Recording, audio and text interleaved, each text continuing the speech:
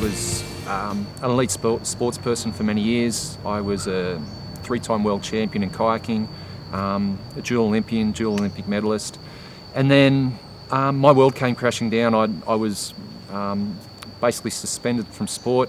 I had an incident and my whole livelihood, my whole career, my whole reputation, everything was gone overnight. And I wasn't prepared for it. I'd never seen this coming, and I didn't receive any support from anyone or anywhere. I had family support, they were great, but I needed professional help. And I guess that led to me rebelling and seeking my thrills from other sources. So once upon a time, sport, it was my addiction. I got my highs from there, from elite sport, from success. When that was gone, I started looking elsewhere, and that led me towards using ecstasy. And over time, again, the ecstasy became more and more a problem. I was using more and more, and it was a desensitization in the end. In the end, I didn't see the problem. I didn't see it affecting anyone else, but I was blind, and it got to the stage where I became involved in the selling of drugs. So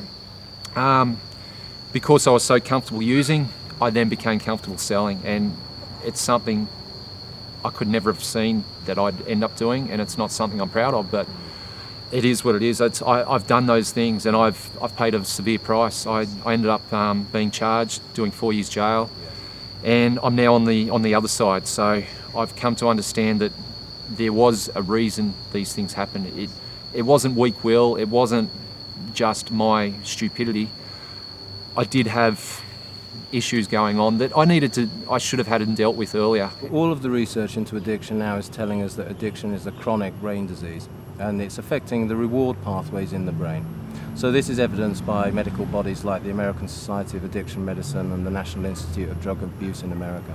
And primarily addiction is affecting the transmission of a brain chemical called dopamine, which means that people that are suffering from this addiction have a blunted pleasure response to life, because dopamine is the chemical that provides us with reward and pleasure.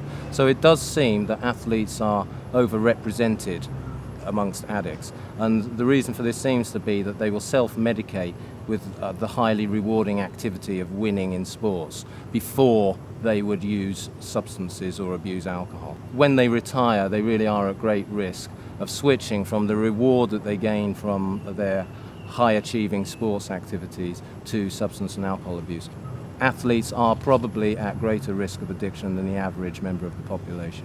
When I look back in hindsight, my addiction's been there for many years. I was self-medicating through my sport. I was trained and bred we were trained every day to push the limits, to not do anything in half. Every session, every day, push the limits, and that for me was feeding my addiction. I loved training. I loved being the best at training. I loved kind of beating other guys.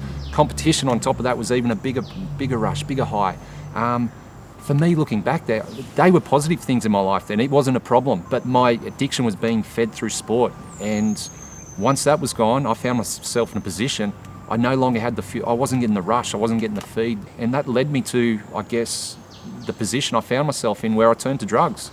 And I didn't understand why, I didn't know why, and it got to the point where the only way I could feel good and get my rushes was by using drugs. But I now know why. At least I can now work on my future. I can work on a future plan.